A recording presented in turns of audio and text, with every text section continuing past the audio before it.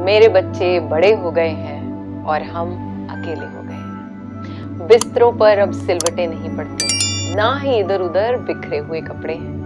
Remote के लिए भी अब झगड़ा नहीं होता और ना ही खाने के लिए होती हैं फरमाइशें।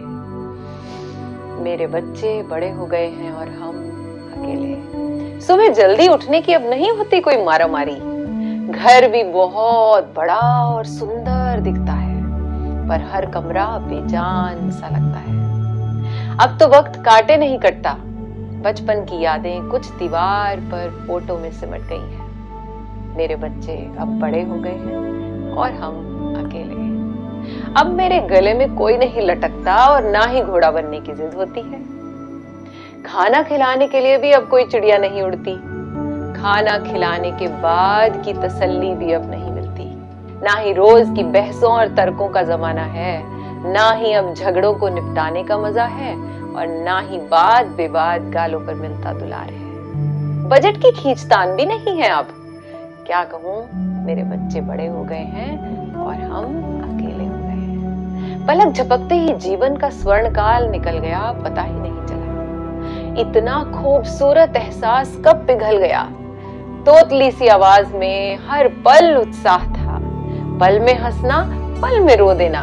बिसाख था, गालों पर उमड़ता प्यार था।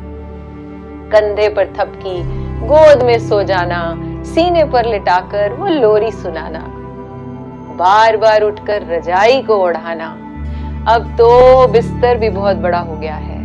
मेरे बच्चों का प्यारा बचपन कहीं खो गया है।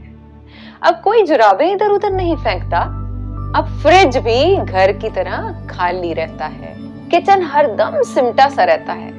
अब हर घंटी पर लगता है कि शायद कोई सरप्राइज है और बच्चों की कोई नई फरमाइश है। अब तो रोज मेरी सेहत फोन पर पूछते हैं, मुझे आराम की हिदायत देते हैं। पहले हम उनके झगड़े निपटाते थे आज वे हमें समझाते हैं। लगता है अब शायद हम बच्चे हो गए हैं।